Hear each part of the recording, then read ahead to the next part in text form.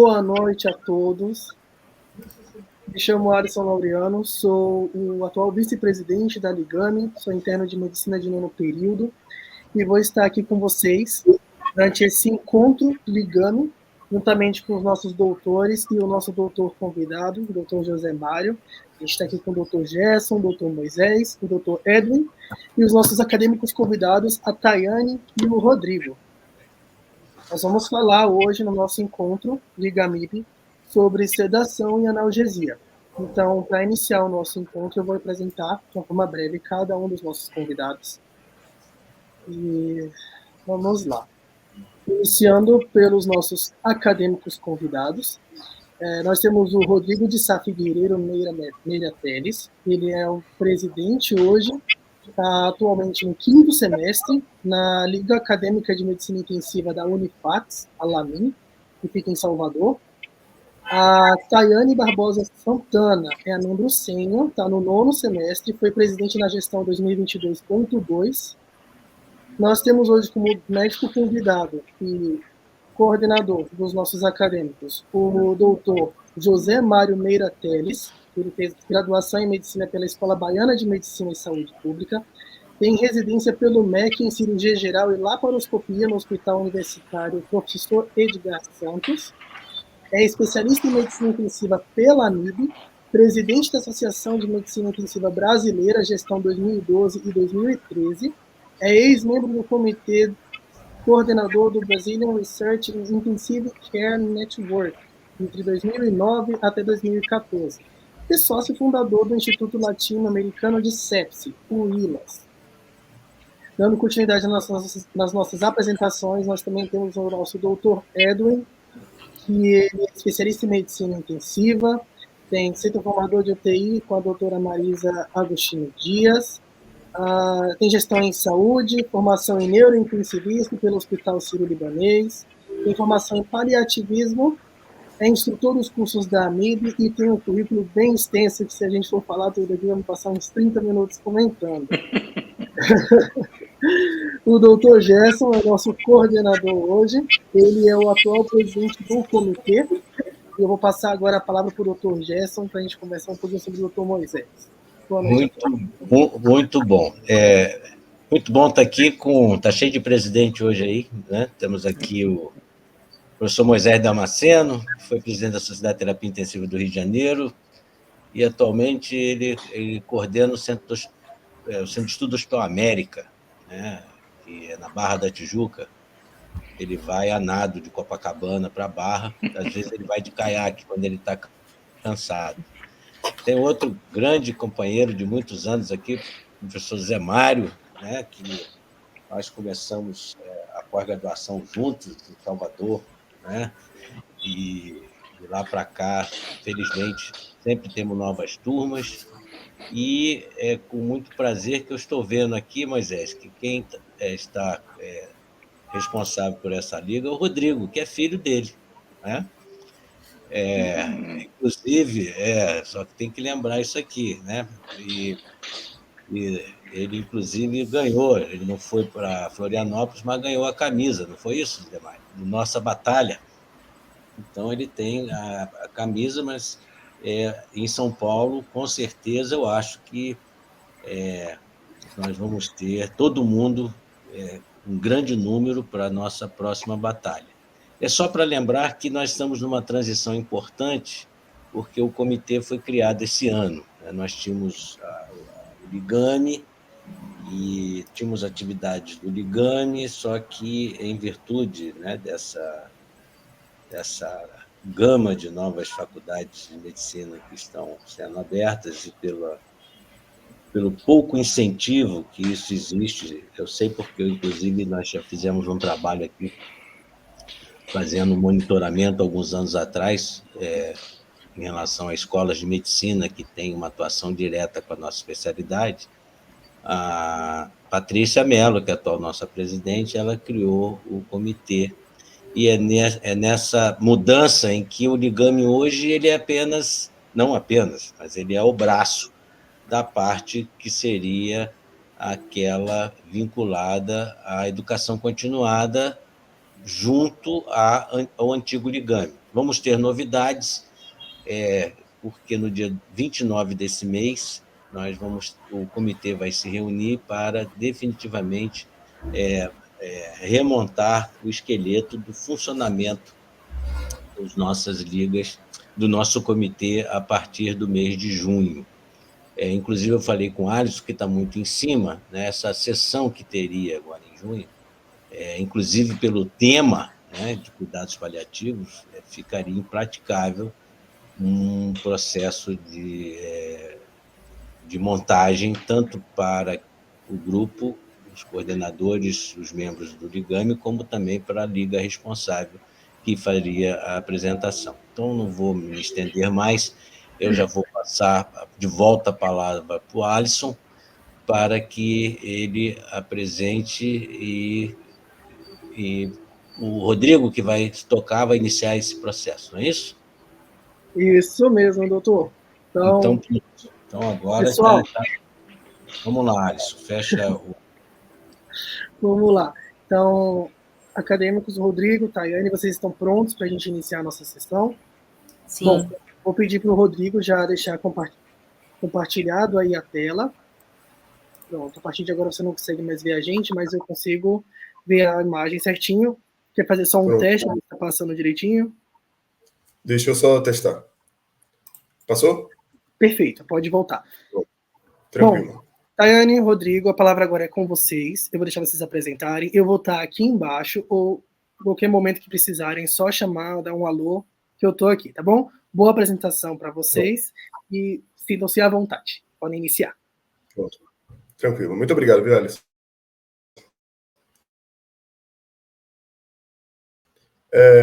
Primeiramente, sou o atual presidente da Liga Acadêmica de Medicina Intensiva da Unifax, de Salvador, na Bahia. Como convidado, quem vai palestrar aqui comigo é Tayane Barbosa, que foi presidente da Lamin, foi a presidente quando que eu quis chamar para participar hoje, e o médico que vai acompanhar é o Dr. José Mário Mirateles, que é meu pai, e hoje a gente vai apresentar, né, sobre sedação, analgesia e delírio. Antes de eu começar, antes de eu introduzir, logo quando mandaram, eu tive interesse de falar, porque eu vejo que isso, para mim, é um pilar na terapia intensiva. É muito importante que o médico saiba fazer o manejo. Tanto o manejo inadequado, o manejo para pouco, leva a desfechos negativos, tanto a sedação a mais também leva a desfechos negativos. E, da mesma forma que você fazer uma negosedação adequada, o paciente vai ter uma evolução muito melhor do que se espera de uma sedação analgesia mal feita, né? Começando pelo caso clínico. RSP, do sexo masculino, tem 67 anos, foi admitido em UTI devido a uma pneumonia comunitária grave. Ele evoluiu com insuficiência respiratória aguda hipoxêmica e foi entubado utilizando a técnica de sequência rápida de intubação. E foi mantida a ventilação mecânica. Para essa sequência rápida de intubação, foi utilizado o fentanil, o etomidato e a succinilcolina para o procedimento. E foi mantido apenas o fentanil para a negosedação. Para introduzir, eu quis trazer esse editorial de 98, que o autor ele chama atenção e ele demonstra a preocupação dele para a quantidade de pacientes que estavam sedados, paralisados, deitados, sem movimento, que era um comportamento que, pelo incrível que pareça, era muito comum durante esse período. O relato dele é esse, né, que ele estava preocupado quando fazia as visitas à UTI, que ele via pacientes sedados, paralisados, deitados e sem movimentos, parecendo mortos, exceto pelos monitores que diziam o contrário. Com isso, eu quis trazer essa publicação de 2022, que aborda sobre a evolução do manejo da sedação nos últimos 20 anos. O primeiro guidelines que foi publicado foi o de 1995, que é próximo da época que eu citei, né, do editorial, e a partir daí começaram a dar uma atenção maior para realmente a sedação e analgesia desses pacientes. Teve esse 95, o segundo foi em 2002, o terceiro foi em 2013, e o mais recente é o de 2018, que é o quarto Guidelines da Sociedade Americana de Terapia Intensiva, E provavelmente nos próximos meses deve sair o quinto guideline, que porque teve diversos estudos de grande importância, né, desde 2018 para cá. Aqui eu vou praticamente só citar alguns estudos que tiveram realmente foram marcos, porque muitos deles eu vou falar durante a aula. O primeiro foi o de 2000, que é a publicação de Kress, que foi publicada na New England, que fala sobre a interrupção diária de sedação. Essa daqui já foi sobre o ABC Trial, que seria Awake and Breathing Combined, que está relacionado com a combinação da interrupção diária de sedação com o teste de respiração espontânea. Esse é o SEDCOM, que é um estudo que mostrou que a dexmedetomidine, comparado com o midazolam, demonstrou menos episódios de delírio e menor tempo de ventilação mecânica. Esse de 2012 é o PICS, que é a síndrome pós-cuidados intensivos, que mostra sequelas que permanecem nos pacientes depois da alta, né? Porque por mais que eles saiam vivos, ainda assim eles continuam com questões cognitivas, físicas, que precisam também ter uma atenção. O de 2014 já aborda o ABCDE, que é um mnemônico para uma série de cuidados que deve-se ter para o paciente ter uma libertação mais rápida da UTI. Tayane vai falar melhor mais para frente, não vou me prender muito. E em 2019, adicionaram um F, que está relacionado com a flexibilização de visitas familiares, no caso, né? Que Tayane também vai falar. E esse último estudo é a sedação no Covid-19, que também foi um estudo importante, porque, por ser uma doença de foco respiratório, o estudo chamou a atenção para o médico adequar a ventilação mecânica ao paciente, não adequar o paciente à ventilação mecânica, que é um erro que ainda é muito comum. Falando de indicações sobre a sedação analgesiana. Primeiro, promover conforto, que é bem diferente de promover descanso. Estudos demonstram que o uso de sedativos hipnóticos, principalmente o midazolam e o propofol, eles acabam reduzindo o tempo de sono REM, que é o sono que é realmente o que recupera, né, o recuperador, que é responsável pela consolidação de memórias. Então, por mais que ele pareça estar ele está confortável, né, mas por mais que pareça que ele está descansando, porque ele teoricamente está dormindo, que era uma percepção que muitos médicos tinham há anos atrás, isso na verdade é uma falácia, né, porque diversos estudos mostraram que realmente o paciente não tem benefício com isso. Tem alguns sedativos que já demonstraram o contrário, mas não é o caso dos sedativos hipnóticos. Falando também de tratar dor, ansiedade e agitação, que também está associado com diversos desfechos negativos, aumentar a colaboração no tratamento, permitir a realização de procedimentos, reduzir o consumo de oxigênio, já que a sedação reduz o metabolismo e reduz, consequentemente, a demanda de oxigênio, e isso contribui para a redistribuição, né, do fluxo sanguíneo, mas isso no caso da sedação analgesia, bem feita, uma sedação analgesia com baixas doses, para realmente você ter esse benefício. Se você utilizar altas doses de sedativos, você pode acabar fazendo um efeito ao contrário. Então, pode acabar diminuindo o débito cardíaco e isso levar a uma sequência de desfechos que vão ocasionar, na verdade, a piora do consumo. Então, é bem importante ter esse cuidado.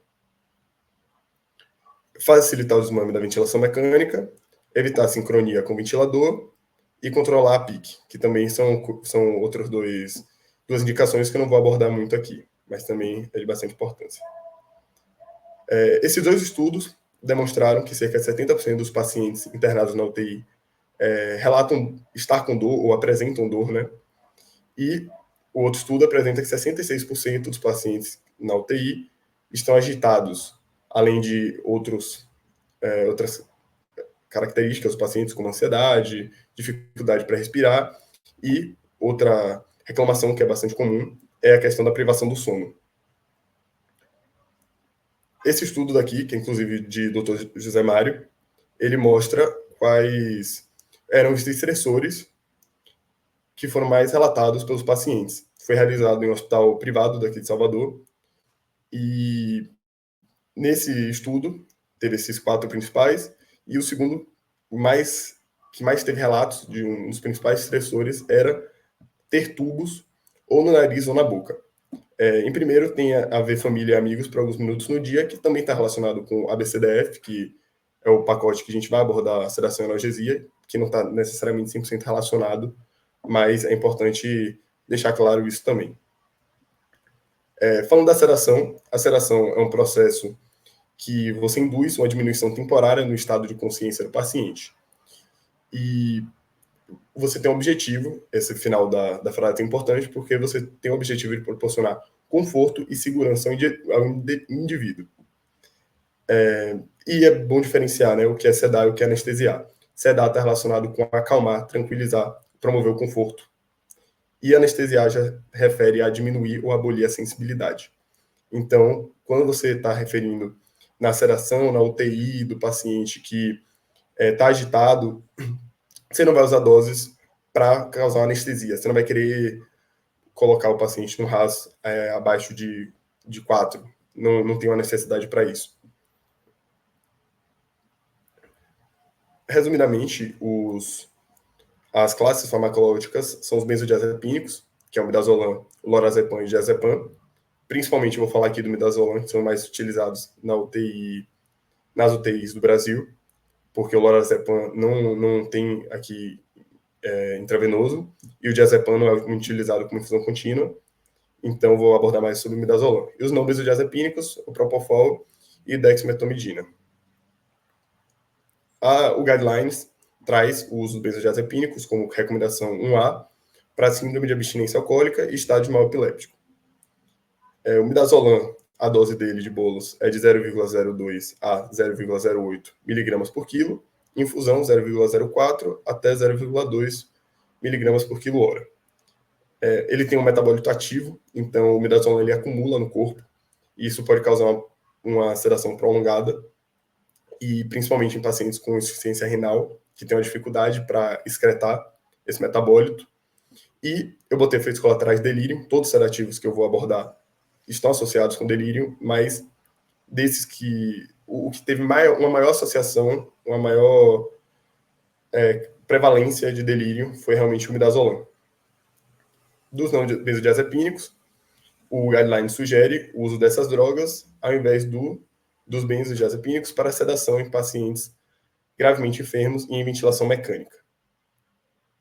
Isso aqui é um ciclo que é muito importante todos terem na cabeça, porque se torna um ciclo vicioso, que muita sedação do paciente leva a mais dias de ventilação mecânica, consequentemente, aumenta a prevalência de delírio, que, consequentemente, esse delírio aumenta os dias de internação na UTI, aumentando o risco de infecção, porque o paciente pode estar com dispositivos invasivos, enfim.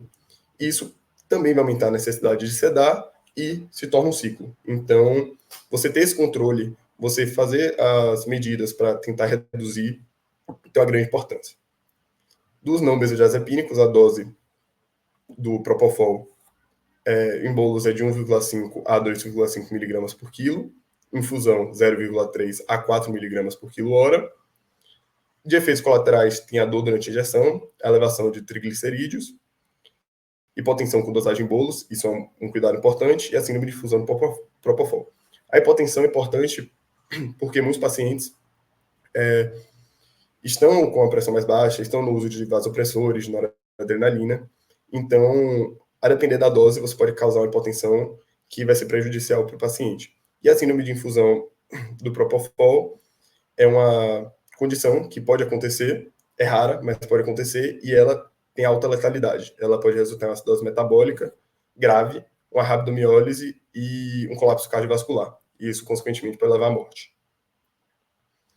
Já a dexmedetomidina, a dose de infusão é de 0,2 a 1,5 miligramas por quilo hora. Não deve utilizar em bolos como dose de ataque, porque isso vai resultar tanto na hipotensão, tanto na bradicardia significativa, e tem que tomar cuidado porque ele tem efeito sinérgico com outros sedativos e analgésicos. Falando dos dois, eles têm uma característica diferente. O propofol ele tem efeito hipnótico, já o Precedex ele tem uma característica que é reconhecida como uma sedação consciente. Então o paciente não necessariamente ele perde a consciência quando se utiliza o Precedex. Então, isso vai mudar as indicações de um para o outro, né? Essa escala de Haas, que é a escala de sedação e agitação, que vai de 0, que é o alerta e calmo, que é o preferível. Você sempre vai tentar buscar na sedação leve e moderada, né? E ela vai até -5, sendo -5 não despertar, e vai até 4, que já é o paciente combativo. E ela é a escala mais recomendada por diversos estudos. Existem outras escalas, existe a de Ramsay, existe algumas que você também pode avaliar a sedação, mas a mais realmente validada é a escala de Haas. Falando das estratégias, a estratégia consiste em reduzir o uso de sedativos e evitar o uso dos benzodiazepínicos, como eu já venho falando, né? Para você reduzir o uso dos sedativos, existem 3 estratégias principais, que são a interrupção diária de sedação, a analgesia primeiro, seria a analgesia first, que é primeiro você dar o analgésico, ver como o paciente responde, e depois, se precisar, você utiliza o sedativo, e a sedação com alvo. Aqui é o estudo de CRESS, que eu falei no início, que foi esse grande marco, né, no estudo de sedação e analgesia.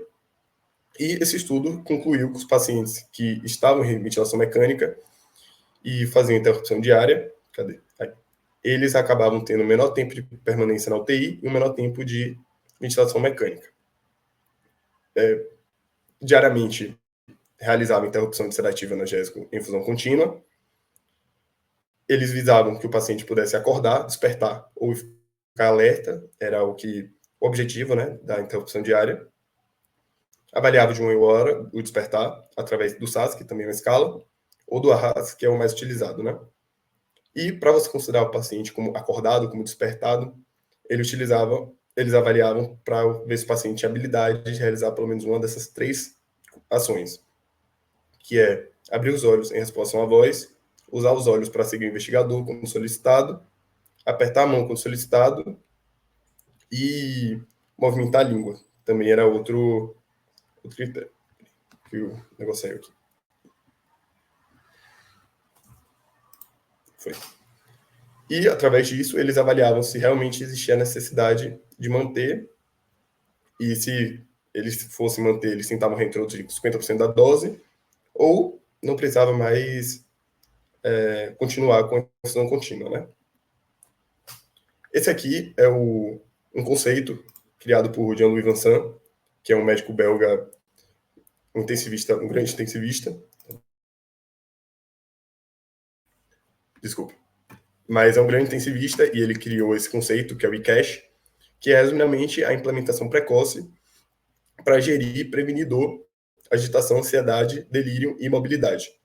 E você fazer tudo isso visando o cuidado centrado no paciente. Então ele fala, né, da analgesia, fazer primeiro a analgesia, através de opioides, da sedação, você minimizar os sedativos e fazer eles de forma com objetivo, com alvo, e a relação humana com tanto o paciente, tanto a família, né? Então ali mostra de realmente ter engajamento da família, a mobilização do paciente, promover qualidade de sono, e tudo isso está dentro desse conceito do ICASH. Não está indo. Falando do caso clínico, após algumas horas, a equipe multidisciplinar observou que o paciente se apresentava inquieto, com faces de dor. Depois disso, foi então aumentadas as doses do analgésico, visando promover conforto para o paciente. Só retrazendo o que eu tinha falado, ele manteve só o Propofol em baixas doses, e agora, depois, ele evoluiu com com a dor, né?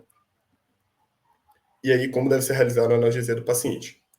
A analgesia é um estado de alívio ou ausência da dor, e, no caso da UTI, é alcançada através do uso de medicamentos analgésicos. E você tem que tentar, como objetivo, aliviar a sensação de dor ou de desconforto desse paciente. Aqui, os que o guideline sugere. O que o guideline sugere é o uso de opioides. Aí tem o fentanil, a morfina, a hidromorfona e o remfentanil. Eu coloquei o fentanil de vermelho porque é o que eu mais vou abordar. Porque, comparado, por exemplo, com a morfina, o fentanil é 100 vezes mais potente. E, além disso, a morfina tem maiores efeitos adversos. Porque libera histamina, pode causar uma hipotensão e não é não é muito ideal para pacientes criticamente enfermos, diferentemente do fentanil, que acaba tendo indicação melhor. O efeito colateral, a sedação, depressão respiratória, que é um dos principais efeitos colaterais. Então, você aumentar muito a dose do paciente que não está em ventilação mecânica, você tem que ter cuidado para realmente ele não acabar tendo uma depressão respiratória, acabar desaturando e evoluindo para uma piora do quadro. Delírio também está associado, você querendo ou não está sedando, mas você tem menos correlação do que os outros sedativos. Imunossupressão e ilho paralítico.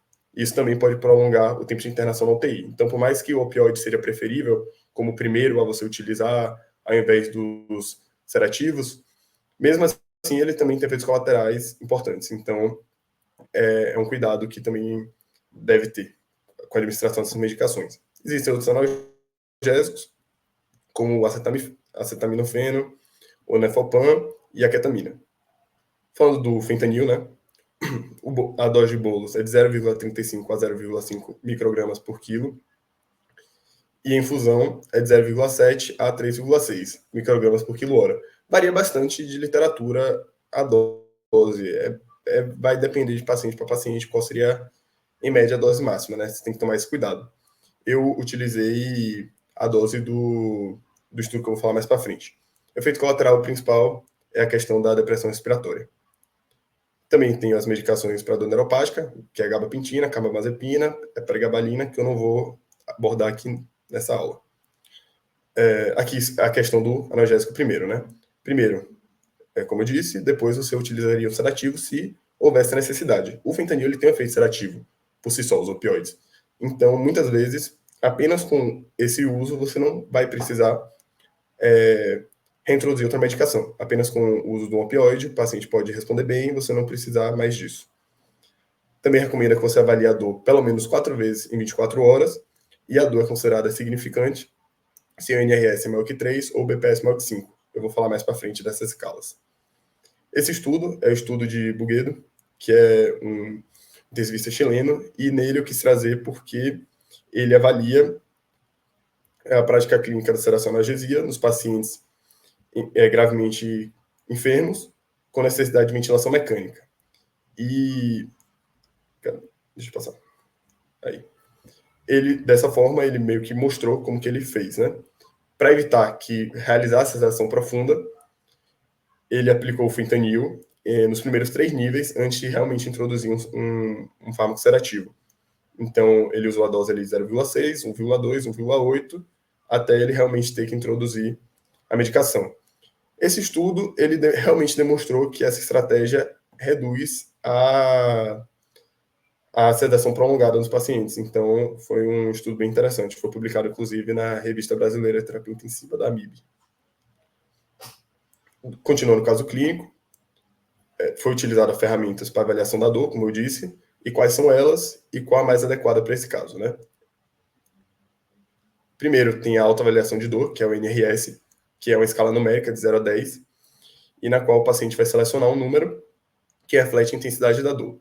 É preferível que utilize... Preferível não. A escala você utiliza realmente a escala visual, para demonstrar, e o paciente pode mostrar com o dedo ou falar qual a intensidade da dor que ele está sentindo, né? Já a BPS é a escala comportamental de dor.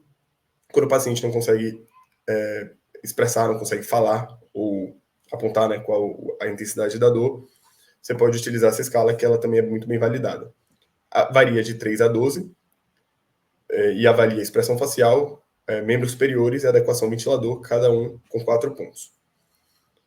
Em relação à face, vai de 1 a 4, né, como eu disse. 1, o paciente relaxado. 4, o paciente que já faz caretas. Com os membros, 1 seria ele sem movimento. E 4, ele criando resistência aos cuidados, retraído, tentando remover a cânula.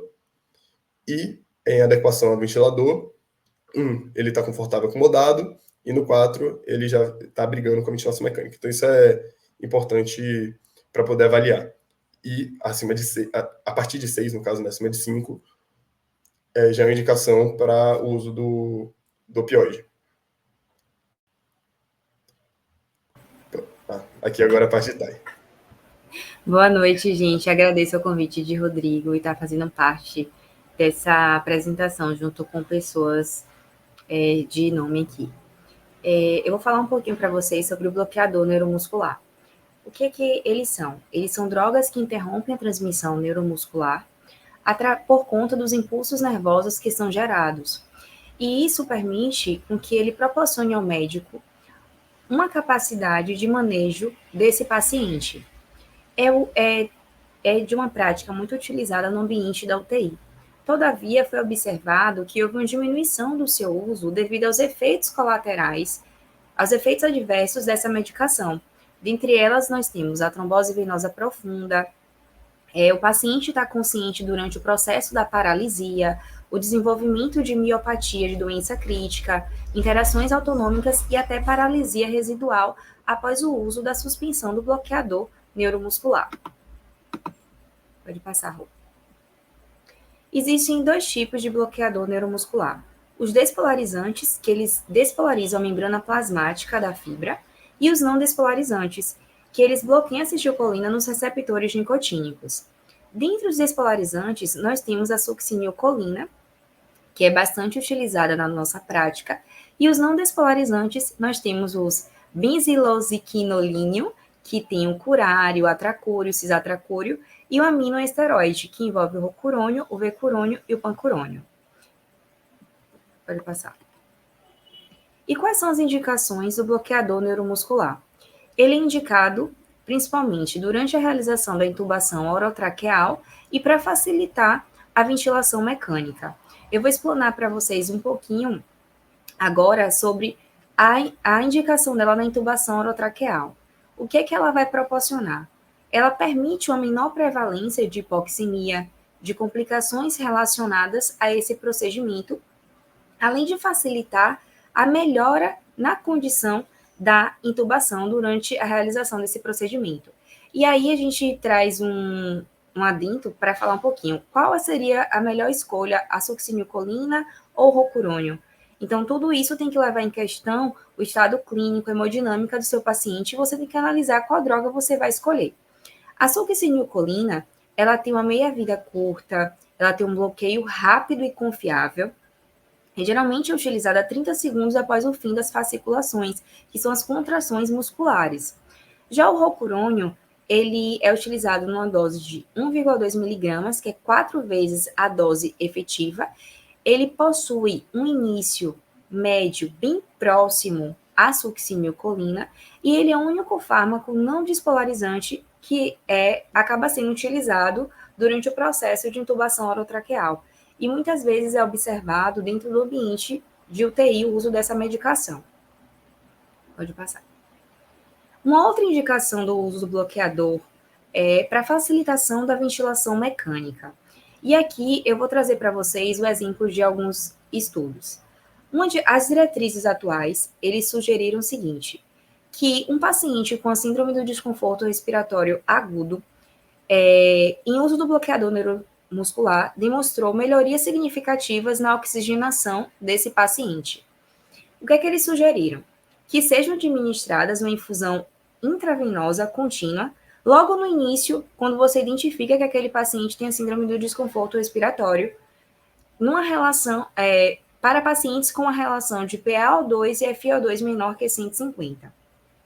No estudo de Acurases, ele traz o seguinte: se a pessoa se você utilizar o cisatracúrio em um paciente com síndrome do desconforto respiratório agudo grave, numa infusão contínua de 48 horas, demonstrou que houve uma redução do risco de morte em 28 dias e na alta hospitalar, além de reduzir o risco de barotrauma, e não houve aumento de risco de fraqueza adquirida, que é a fraqueza muscular, que foi adquirida na UTI. Todavia, pode passar de... Num outro estudo, que é o estudo de Rose, que é um ensaio mais recente, ele trouxe o seguinte, que com o uso do cisatracúrio, não houve diferença significativa na mortalidade em 90 dias entre os pacientes que receberam a infusão precoce de cisatracúrio e aqueles que foram tratados para o tratamento habitual. Ou seja, existe uma controvérsia desses estudos. Um observa uma melhora, já o outro observou que não houve alteração nenhuma. Pode passar. Pode passar, Di. É importante essa parte aqui, porque durante você administrar, né, o bloqueador neuromuscular, a sedação e a analgesia devem ser feitas de maneira correta, de maneira adequada, porque, segundo as diretrizes, isso mostra uma declaração de boas práticas. Por quê? Quando o paciente ele recebe um bloqueio neuromuscular, ele experimenta situações de pânico esmagador, eles podem ficar aterrorizados. Então, o paciente ele precisa ser submetido a uma sedação profunda antes de realizar o bloqueio neuromuscular. E aqui eu trago para vocês um Trial of FAR, que é o seguinte, ele monitora se o bloqueio neuromuscular ele foi feito de maneira adequada. Como é que ele funciona? Existe um aparelho que ele vai fornecer uma corrente elétrica para um nervo superficial, que geralmente é o nervo ulnar. Isso vai gerar uma estimulação de impulsos consecutivos que a gente vai observar ou sentir o movimento muscular associado, que são as contrações que irão gerar ali. E esse movimento muscular que vai ser observado, ele vai estimar o nível de bloqueio que aconteceu. E o que a gente precisa ter em mente? A gente precisa ter em mente o seguinte: existe o relaxamento muscular adequado quando acontece 2 a 4 contrações, quando estão presentes. Existem as boas condições de intubação, quando tem 1 a 4 contrações presentes.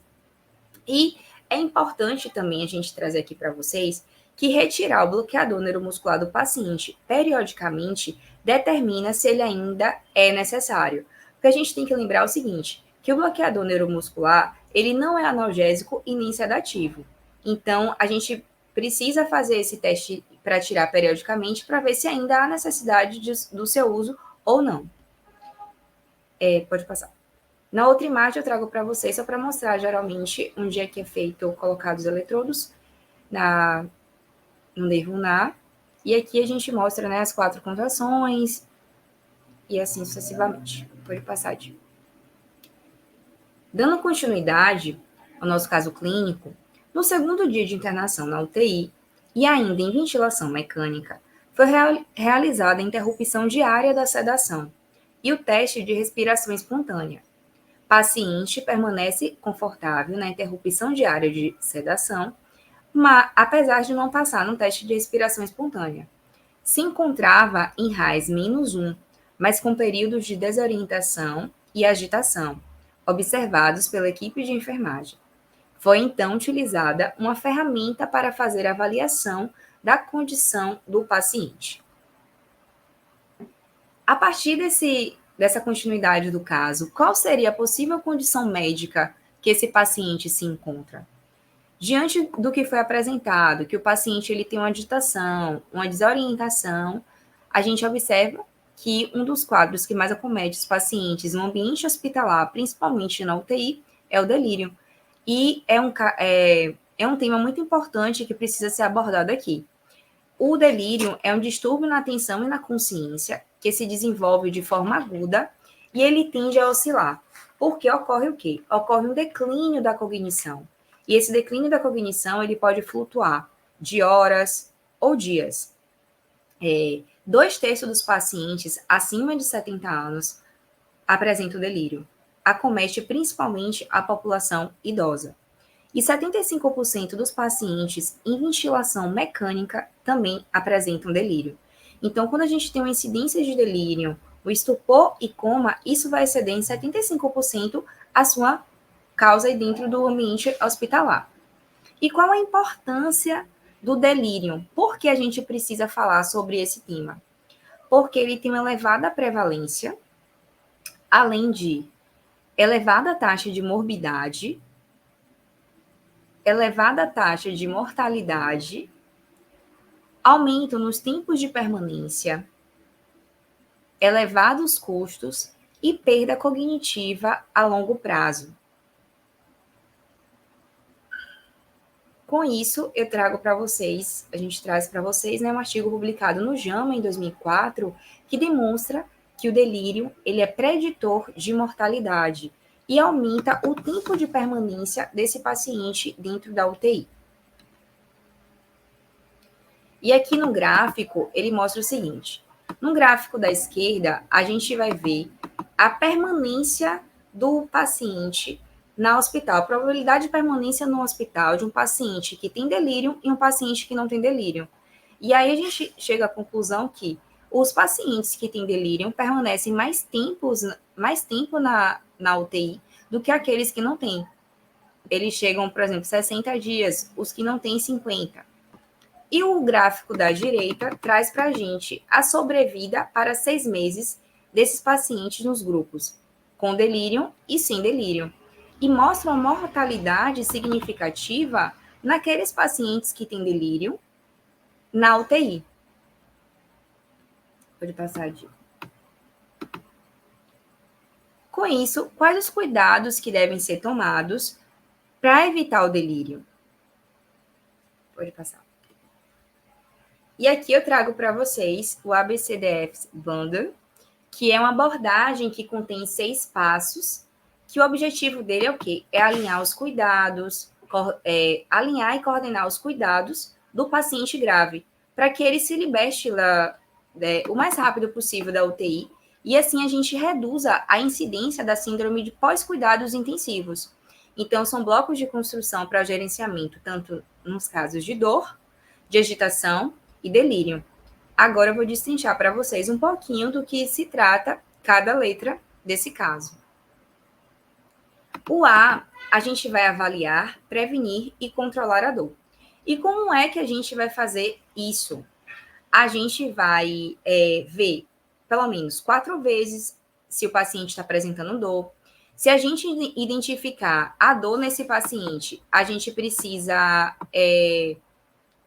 iniciar em 30 minutos a terapia para a analgesia desse paciente, e ver qual a possibilidade que vai ser indicada, se é o tratamento farmacológico ou se não é o tratamento farmacológico. Então, é preciso a gente entender a dor, encontrar as ferramentas para a sua avaliação, para o seu tratamento e para a sua prevenção.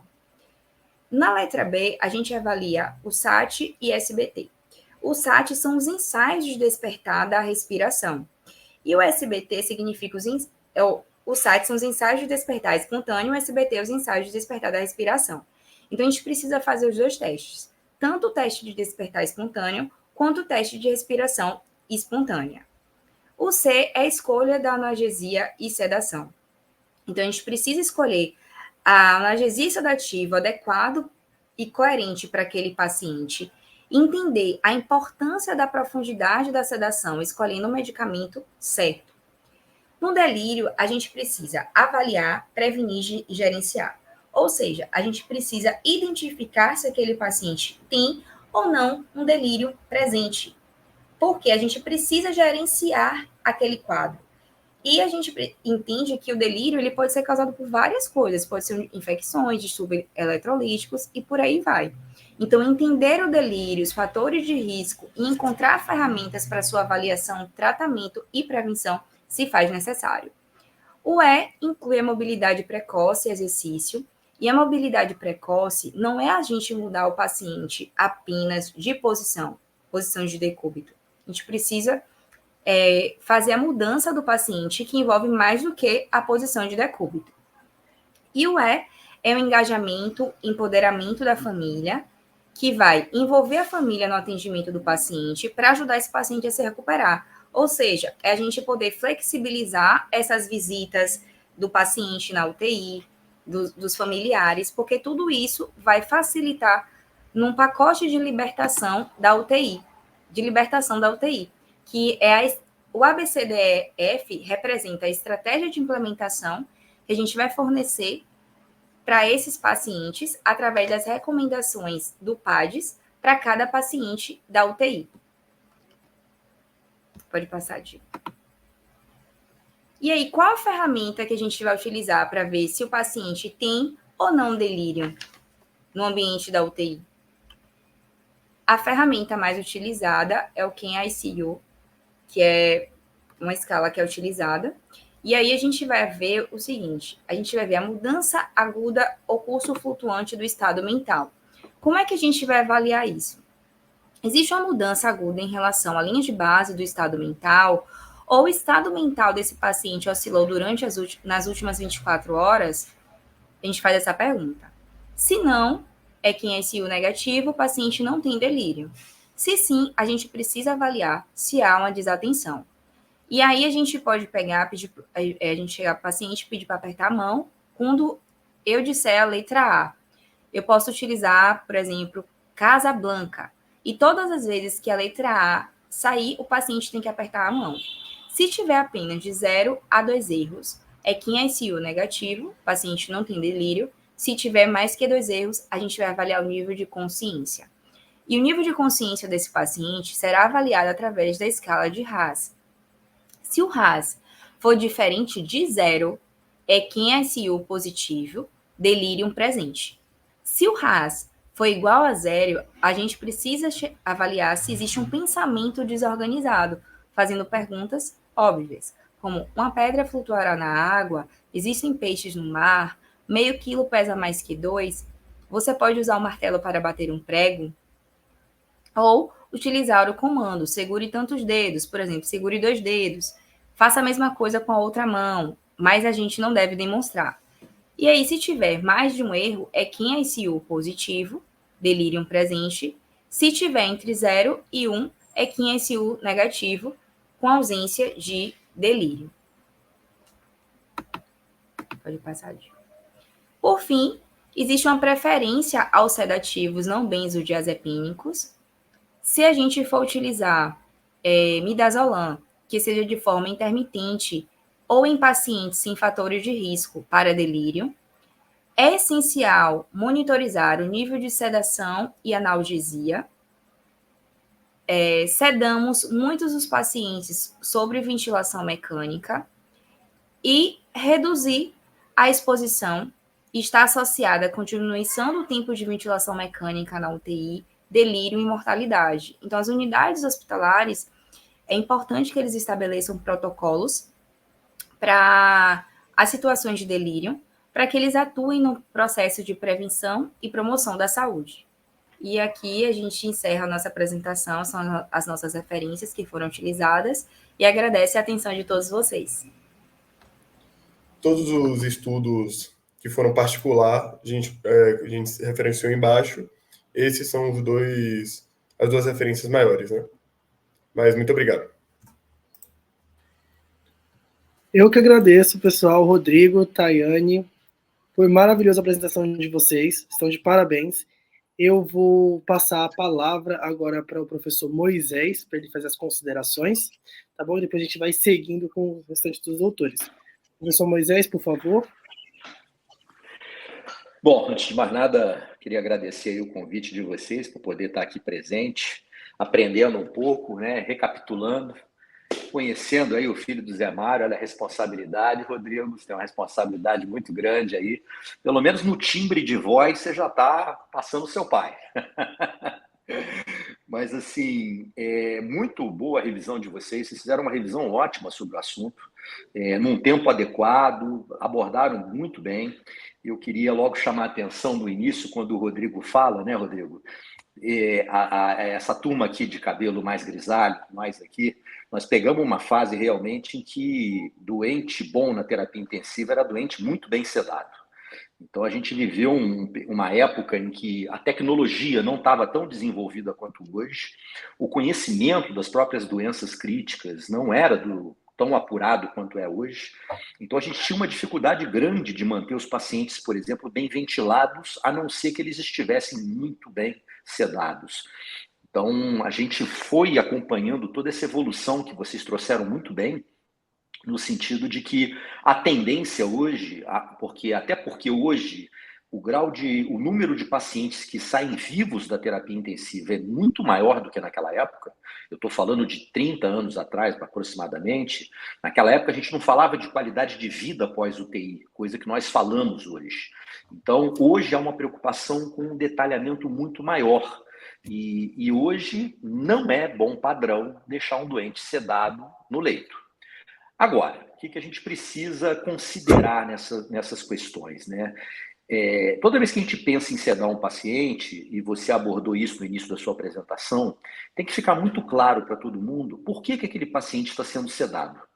Porque a retirada da sedação, ou o nível de sedação que você vai deixar para o paciente, está muito ligado à doença de base que fez com que você colocasse o paciente sob aquela sedação. Uma coisa é sedar um paciente que você precisa fazer a ventilação mecânica dele. E aí, a Tayane trouxe para a gente essa questão aí do bloqueio neuromuscular, e a gente viveu isso agora nos últimos anos com a questão da Covid, né? A gente precisou sedar profundamente, curarizar muitos pacientes em grande escala, o que deu um grande trabalho para todos nós, e passamos a manipular bloqueador neuromuscular como nunca havíamos manipulado anteriormente. E não é à toa, na minha opinião, aí eu estou falando uma opinião pessoal, acho que a gente perdeu muitos pacientes na terapia intensiva por ter tido, ou seja, uma certa dificuldade em manipular algo que a gente não manipulava com tanta intensidade em tamanha escala. Por que eu estou falando isso? Porque eu acho que, e aí eu vou me apegar um pouco ao caso, vou sair um pouco da apresentação de vocês, porque eu entendo que o caso é um chamariz para a gente trazer a discussão. Mas, como eu tive acesso ao caso, eu estou imaginando como se fosse um caso real. Então, o que eu quero chamar a atenção nesse caso real, e aí depois o Edwin e o Zé também podem me corrigir aí se eu, de repente, fiz uma interpretação errada, porque interpretar caso é muito pessoal também, mas num paciente que ele faz uma pneumonia comunitária grave, idoso, em que ele evolui para insuficiência respiratória, e você se propõe a sedá-lo, para colocá-lo em ventilação mecânica, para tratar a insuficiência respiratória, que vocês mesmos deixaram muito claro que era hipoxêmica, imaginar já no dia seguinte, tá tirando a sedação, para já estar pensando em fazer teste de respiração espontânea e tal, do ponto de vista prático, isso é pouco comum.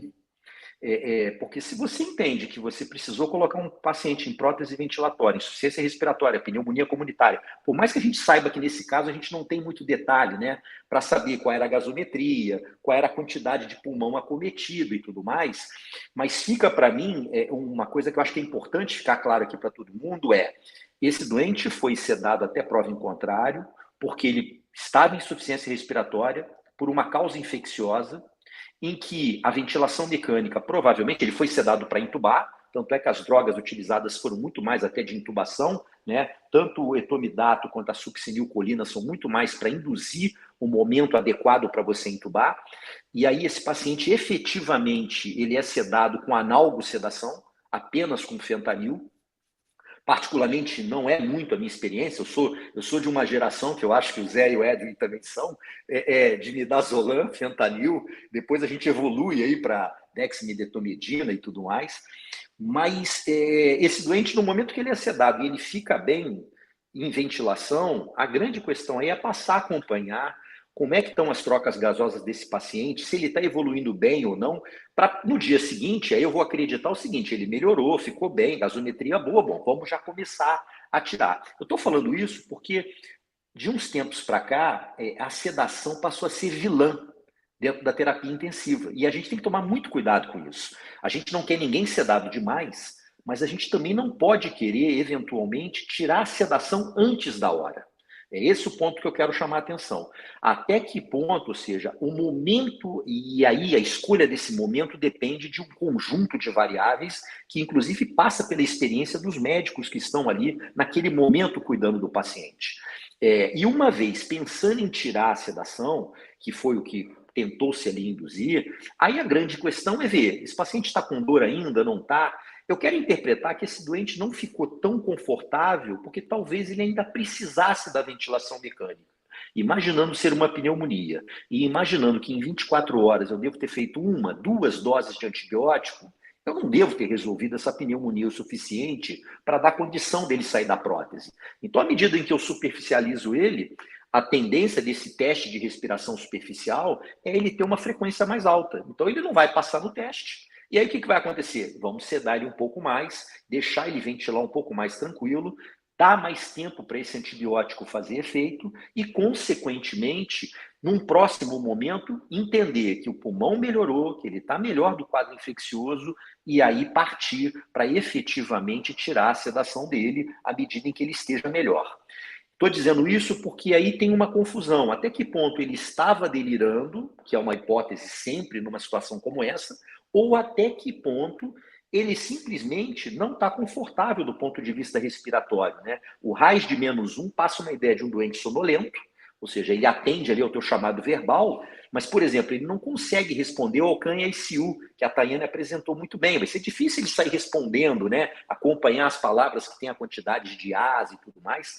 Ou seja, porque ele vai estar ali mais para sonolência do que propriamente para um grau de interação. Então, o que eu acho que é importante passar agora, até para ouvir os outros colegas, é qual a causa de eu estar sedando esse paciente. Para eu pensar em tirar a sedação, a causa que levou ele a ser sedado está resolvida? Eu acho que esse é o primeiro ponto. Se está resolvida ou em caminho de solução bem avançado, estou autorizado a tirar a sedação, vou começar a tirar a sedação, vou monitorar e entender que uma vez que eu vou tirando a sedação, esse doente pode sair de um momento de tranquilidade para um momento de agitação. Em ele tendo agitação, eu tenho uma causa concreta para a agitação ou eu já vou direto pensar num delírio? Porque as abordagens vão ser eventualmente diferentes. Nesse caso, se eu entender que ele está um pouco agitado porque ele não está respirando bem, talvez eu vá novamente sedá-lo, deixá-lo tranquilo, continuar tratando a infecção, não vou considerar tanto delírio nesse momento, mas sempre vou ter o delírio como uma carta na manga de possibilidade para esse caso. Por outro lado, se eu entendo que o quadro que levou ele para a prótese está controlado, ele está bem, ou seja, e aí eu começo a acreditar que é delírio, eu vou ter que tomar as medidas necessárias nesse sentido. Mas eu quero ouvir os colegas aí, porque de repente eu também estou dando uma viajada aqui na história. Parabéns aí aos dois, excelentes apresentações. Muito obrigado.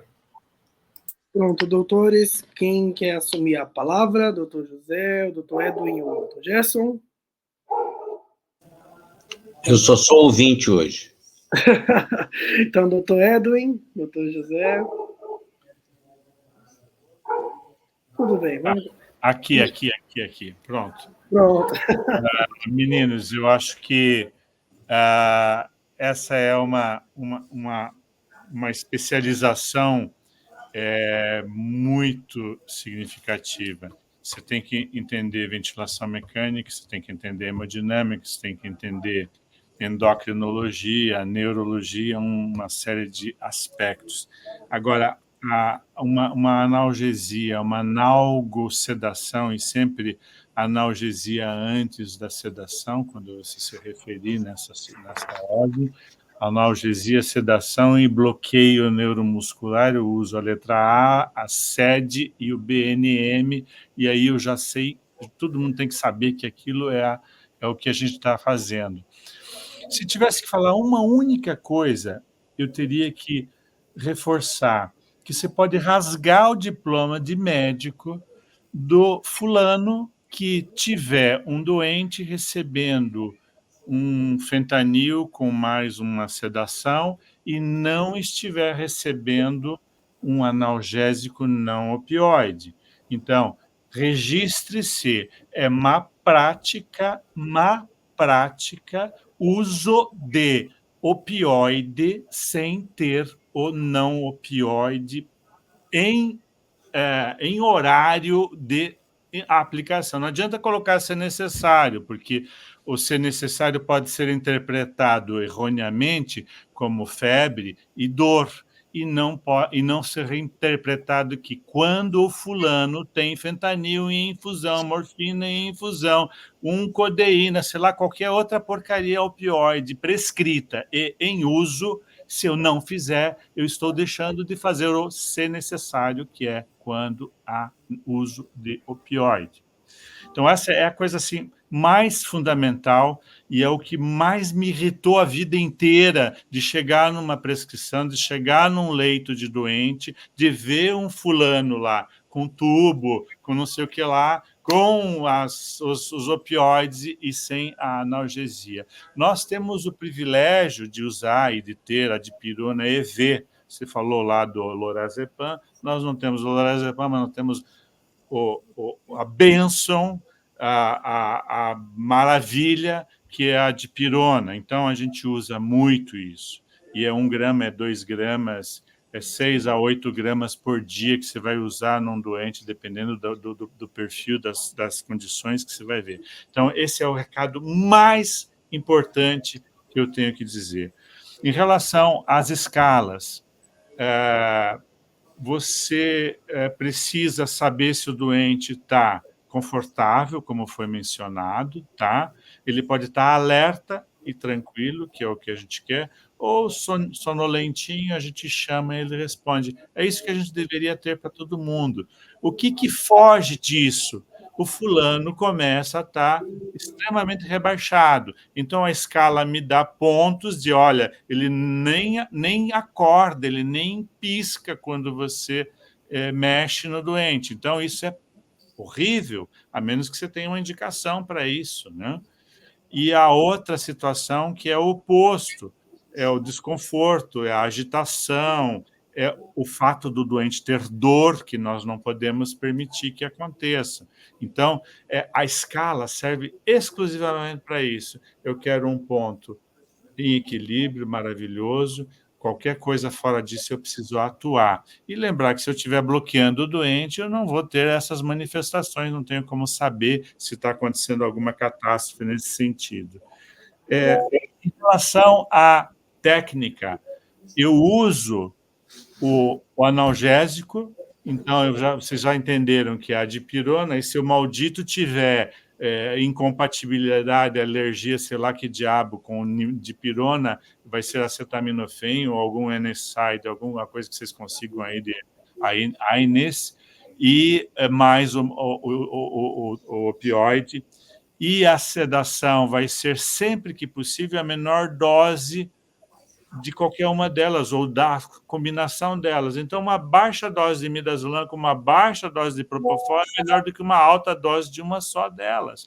Então, use tudo isso, e à medida que você consiga diminuir os sedativos, você vai removendo, preferencialmente o benzodiazepínico, e, por último, o propofol, que pode ser substituído pela dexmedetomidina, o Precedex, que é um santo auxílio para o desmame, para a gente tentar fazer uma retirada, uma retirada da sedação e que o paciente consiga ter uma sedação sem prejuízo nem da resposta cognitiva, que eu consigo fazer exame neurológico no paciente que está usando o Precedex, se ele não tiver nenhuma em outra interferência, eu vou ter um exame fidedigno e eu consigo ter uma analgesia também adequada e eu consigo desmamar, fazer a retirada dos parâmetros do ventilador para que ele vá superficializando e fazendo os testes para ver se ele vai conseguir ser extubado. Quando eu falo do bloqueador neuromuscular é um palavrão, é uma ofensa, é um veneno, é uma medicação que pode talvez ser interpretada como uma não medicação. É algo grave, algo sério, algo ruim, algo que deve ser usado por 3 horas, talvez. Nunca por 3 dias.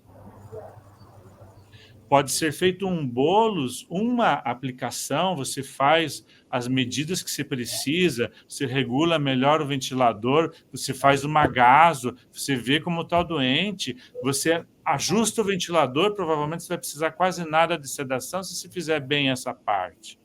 Ah, mas o paciente está horrível e piorou a FiO2 e fez frequência cardíaca alta e fez taquipnea. Péssimo. Volta ao bloqueador neuromuscular. E para isso você vai tirar, não uma vez por dia, você vai tirar 5 vezes por dia a porcaria do bloqueador neuromuscular, até você se convencer que, poxa, eu não consigo fazer nada sem o bloqueador. Mas eu acredito que você vai conseguir.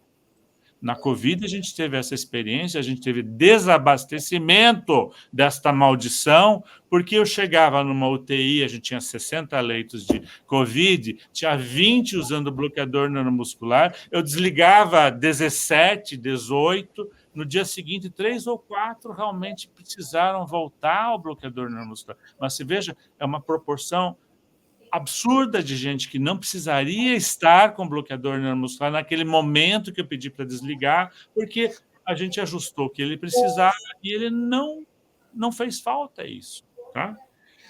Para finalizar aqui, o que eu preciso dizer ainda, esses protocolos que são as técnicas que você tem de ajuste de sedação, é isso, você vai desligar totalmente e ver o que acontece, ou vai reduzir uma delas, ou desliga uma e mantém o fentanil, e você vê como é que... E depois você vê o histórico do doente. Olha, a gente já fez isso e não foi legal, então vamos fazer uma coisa mais gradativa para você não causar grandes transtornos. Os analgésicos sem ser opioides, eventualmente a gente usou bastante nessa pandemia a cetamina, né? Ketamina é uma medicação interessantíssima, a gente consegue fazer, principalmente alguém que não possa usar opioide ou que você tem alguma restrição maior, você pode usar como um belo analgésico associado ao analgésico não opioide convencional, e os adjuvantes lá, GABA, pré-GABA, a amitriptilina é uma medicação fantástica para você potencializar a analgesia desses doentes. Eventualmente, você tem os neuropáticos e você precisa fazer uma analgesia mais completa ou mais complexa, porque o doente tem algumas respostas mais complicadas. Quais são os problemas?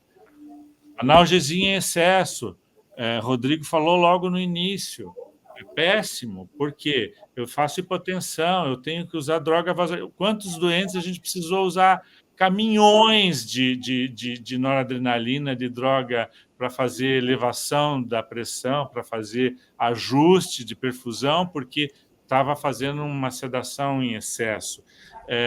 Depressão, claro que você não vai conseguir estubar um doente numa sedação muito profunda. E o inverso é horrível, porque o doente mal feito a analgesia vai ter aquelas manifestações de taquicardia, desconforto, taquipneia, e mais que isso, um aumento da pressão. E se você tiver um paciente que você tem pressão intracraniana e hipertensão intracraniana, se causa um efeito absolutamente, não sei se é devastador, mas potencialmente devastador, porque você está aumentando a hipertensão intracraniana quando você aumenta o volume de sangue para o cérebro, quando você aumenta a pressão, quando você aumenta a frequência cardíaca, o volume de sangue cerebral vai aumentar, você vai fazer uma hipertensão ainda maior.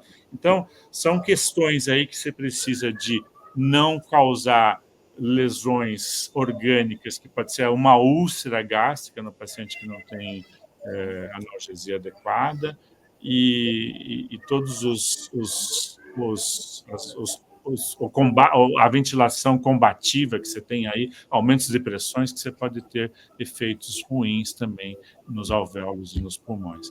Então, boa prática usar um não opioide sempre. Boa prática não, é necessidade, é imperioso usar isso. Rasga o diploma. Acho que tem que ser forte a punição para quem não faz essa observação junto com o opioide.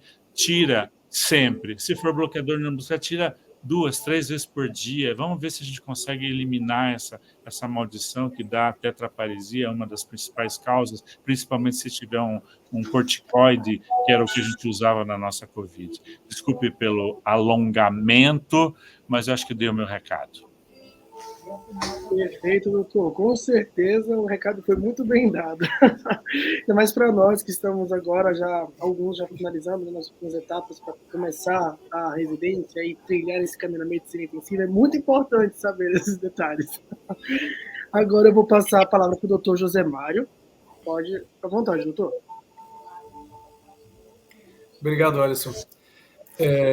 Primeiro, aí, parabenizar Rodrigo, a Thay. A apresentação foi excelente, muito orgulho aí dos dois fazendo uma apresentação com tanta segurança, foi absolutamente espetacular. Super Moisés fez comentários muito interessantes, porque realmente, Moisés, eu acho que deixou aberto justamente todos os comentários que você fez. Então, um paciente que interna com insuficiência respiratória, a princípio, poderia ser uma insuficiência respiratória aguda, grave, hipoxêmica, deixar já o paciente com nível de sedação baixo, mas aí trazendo um pouco daquele paciente de 67 anos que também tem ou uma disfunção diastólica ou tem uma fração de ejeção baixa, e na avaliação com eco mostrou no ultrassom pulmonar que ele tinha várias ondas B. Eu acho assim, eu tenho visto muitos pacientes sendo intubados, pós-intubação, com perfil de oxigenação pós-intubação, chega na UTI, ainda em uso de droga vasoativa, muito bem, e do ponto de vista hemodinâmico, respondendo rapidamente e saindo da droga vasoativa, porque foi o componente do sedativo no momento que intubou. Em quase 12 anos, eu sempre que tenho oportunidade, eu cito o trabalho do SPICE, do Yael Shihab, que é o grupo lá da Austrália e Nova Zelândia.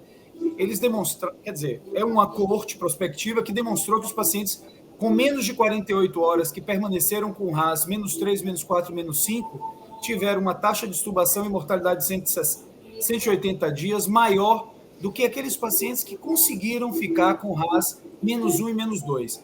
Isso não são os pacientes que você realmente classificou como pacientes mais graves. Esse mesmo paciente que você está dizendo, provavelmente precisava ficar incontrolada, provavelmente não precisava ficar com relaxante muscular, mas ele realmente era um paciente que não teria como, pelo aumento de drive, swing de mediastino, ficar com uma sedação mais leve. Eu tendo a colocar para os residentes e para o plantonista, quando recebe o paciente, seja do centro cirúrgico, seja da emergência, se ele tem critério de insuficiência respiratória aguda grave ou critério de sedação profunda. Se ele pode ficar com analgosedação, é uma oportunidade. Já saiu o SPICE 2 em 2018, eles acrescentaram mais 500 pacientes, que não só confirmou o resultado dos primeiros 250, e aí eles aproveitaram e pegaram pacientes do Sri Lanka, Malásia, daquela região ali da Ásia, e confirmou todos os achados do SPICE 1, do SPICE, de apimentado, né? Do SPICE 1, e ainda acrescentaram desfechos de médio e longo prazo com piora de qualidade de vida e sequelas pós-alta. Eu concordo com o Edwin, a gente, durante a pandemia, abusou do uso, e que bom que saiu o estudo Rose, né, que a Thay comentou ali. Eu acho que o Rose veio para promover um equilíbrio. Nem todos os pacientes que foram classificados como insuficiência respiratória grave se comportavam como pacientes que necessitavam não só da prona, muito menos do uso do relaxante, e que durante 24, 48, no máximo 72 horas, já teriam condição de serem submetidos a uma interrupção diária. Eu achei que foi uma provocação ele já colocar no primeiro dia a interrupção diária. No meu dia a dia, encontrar paciente, seja com Precedex ou com qualquer outro hipnótico e até analgésicos, fentanil, se o RAS está -4, -5, pela manhã a gente tem, não ser neurológico agudo, a ideia de fazer interrupção diária, nem que ele dê uma despertada. Bacana tá aí chamar a atenção da aplicação do CAN-SU para a gente identificar essa disfunção orgânica aguda que está associada a tudo de ruim. Ela apresentou o estudo do CRESS, que é um estudo clássico de 2004, mas a Pisani, ela, 4 anos depois, ou 3 anos depois, mostrou que não só um sim de delírio durante a internação, mas o sim por 2, por 3, por 5, por 7 dias, ele também pode estar associado a um aumento de mortalidade que é acumulativo, né? Então, delírio é uma condição que a gente precisa estar no dia a dia identificando, e uma vez identificando, o que é que eu posso fazer para reverter essa disfunção. Eu digo para os estudantes e até para os residentes, toda vez que eu tenho a oportunidade de falar com um familiar que foi identificado o delírio, eu chamo a atenção para a gravidade dessa condição, da mesma forma que a gente fala quando ele é intubado, quando introduz droga vasoativa, quando perde função renal e ele vai para a diálise. Basicamente, rapaz, o assunto é enorme, dá para discutir muita coisa, mas assim, os comentários foram cirúrgicos, tanto do Edwin como do Moisés. Eu acho que se tiver aí pessoas para fazerem perguntas, o próprio Gerson, o próprio Alisson, eu acho que vai enriquecer também. Mas parabenizar e dizer que na realidade, agradecer pela. Eu já tinha participado uma ou duas vezes, abri para ver outros temas, parabenizar vocês, porque eu acho que para a gente estimular essa galera para fazer medicina intensiva é através das ligas. Eu sou um grande fã dessa modalidade aí para realmente trazer pessoas para a nossa especialidade. Parabéns, Gerson, Edwin, Moisés aí. Moisés, também eu sempre vejo, o Celso. Então, parabenizar vocês aí. Toda vez que eu puder estar assistindo vocês, eu vou abrir a câmera. Obrigado. Perfeito, doutor José. Muito obrigado pelas palavras, foram muito sábias, tanto a do senhor quanto a dos outros doutores também, doutor Edwin, Moisés, doutor Gerson também contribuíram no início da nossa discussão. Gostaria de agradecer aos acadêmicos também, o Rodrigo e a Thay. Eles foram muito bons, a aula de vocês foram muito boa mesmo. A gente teve aí ainda a interação na prática, né, com os nossos mestres, nossos professores em medicina intensiva, então essa aula se tornou incrível. Eu só tenho a agradecer, acredito que não tem nenhuma dúvida, pelo menos no chat aqui que foi acontecendo durante a apresentação dos meninos, não apareceu nenhuma dúvida, apenas elogios e feedbacks muito positivos. Muitas pessoas falam que a aula foi bem boa e parabenizando pela apresentação. Então, fica o meu também agradecimento pela disponibilidade de vocês, dos doutores também, do Dr. José por ter participado. Vai passar aí para vocês alguns comentários de algumas pessoas que foram analisando durante a nossa transmissão. Então, muito obrigado a todos. Dr. Gerson, tem algo para acrescentar? Passa a palavra para o senhor. Não, vamos encerrar, né? É só para lembrar que a última vez que, já tem algum tempo, felizmente, que eu fui falar sobre o Covid, nós tivemos, baseado no que vocês falaram, aliás, como toda epidemia, né? E essa foi muito semelhante ao que aconteceu no início do século passado, nós tivemos duas histerias. As histerias que aconteceram fora do hospital, que entraram para dentro do hospital, que foi os antimaláricos. Eu falo antimalários porque antimalárico é para malária, isso aí eu falava desde o início, né? E a ivermectina. E tivemos dentro das unidades também histerias, com anticoagulação excessiva e com uso de bloqueador neuromuscular excessivo, que eu acho que foram as grandes lições. Agora, quando vocês têm um livro, quem não viu, não leu ainda, que se chama A Bailarina da Morte. É um livro sobre a gripe espanhola. Existem 2 capítulos nesse livro que é como se fosse aquele filme De Volta para o Futuro, Back to the Future. Igualzinho. Era a gripezinha, era o quinino, só não tinha o bloqueador neuromuscular. Mas é exatamente o que aconteceu na época, é o que foi repetido, é como se fosse uma incorporação, né, de 2 épocas completamente diferentes. Mas esse é um tema que vem de encontro ao que o Moisés falou, para fechar. Nós estamos na fase de fazer cada vez menos, porque nós fazíamos muito mais e, consequentemente, os nossos resultados eram piores do que os que estão acontecendo nos dias de hoje. Então, boa noite a toda, a paciência de todo mundo, e vamos, então, nos preparar para a próxima sessão, depois do Ciblame. Um abraço para todos. Tá bom, pessoal. Boa noite a todos. Me despeço aqui de vocês. Mais uma vez, obrigado a todo mundo. Pessoal, a gente está finalizando o nosso encontro Liga MIB. Ele vai ficar disponível aqui no canal do YouTube. Então, para aqueles que não conseguiram assistir na íntegra, não conseguiram acompanhar aqui, ele vai continuar disponível, então vocês podem ter acesso pelo mesmo link que foi compartilhado. Gostaria de ressaltar mais uma vez que os participantes aqui do comentário que fazem parte das ligas acadêmicas, que são filiadas à Liga MIB, nós estamos com o nosso processo seletivo para fazer parte da coordenação e da gestão do Ciblame, do nosso evento, né, que é o nosso simpósio, que vai acontecer em agosto. E deixo também o meu convite mais uma vez para todos que estão assistindo a participar do CBMI, que vai acontecer aqui em São Paulo, nos dias 14 até os dias 16.